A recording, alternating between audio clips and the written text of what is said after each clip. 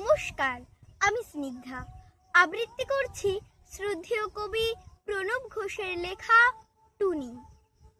বিজ্ঞানে আমি 10 পেয়েছি, মাত্র 10। আমার কি দোষ বলো? প্রশ্ন যাচ্ছিল খুবই সহজ, উত্তরও ছিল জানা। ভাগ্য আমার সহায় ছিল না, পৌঁছতে হলো দেরি। নইলে আমি কি তেমন ছাত্রী বিজ্ঞানে ফেল করি?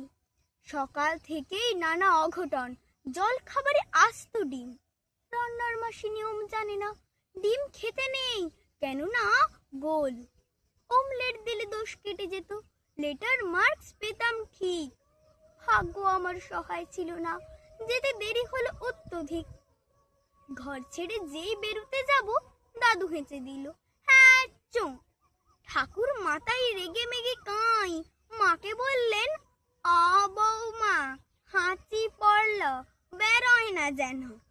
টিক টিক টিক তক্ষুনি মা বললেন, ঠিক আছে ঠিক আছে, একটু বসে যাবে টুনি। অগত্যাতাই বসতে হলো। হাঁচির বিপদ যেই না কাটলো, চৌখাটে পা। আবার পড়লো বাধা, টুনি ঘরে বসে যা।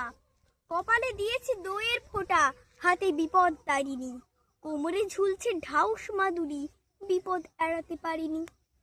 অতি সাবধানে ঘরের বাইরে যেই না গিয়েছি, কুট্টি বোন চেঁচিয়ে উঠল, দিদি দেখ দেখ, পাঁচিলে একটা পাখি, কি সুন্দর, হলদেটে ঠোঁট, লালচে চোখ আর বাদামি পিঠ।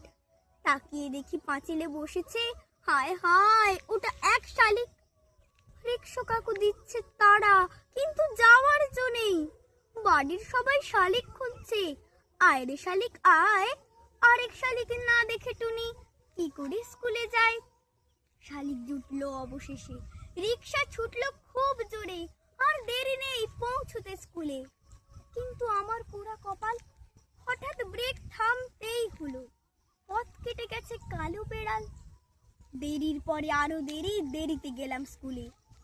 সামনেই দেখি কি সর্বনাশ, বিজ্ঞান দিদিমণি।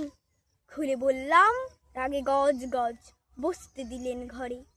বিজ্ঞানের ছাত্রী হয়ে তুমি ডুবে আছো সংস্কারে। মুক্তমনা দিদিমণি অনেক বকা ঝকার পরে প্রশ্নপত্র এগিয়ে দিলেন, খাতা দিলেন। হঠাৎ যে দেখি কলা নীলা শঙ্খে ভরা দিদিমণির হাতের আঙুলগুলো।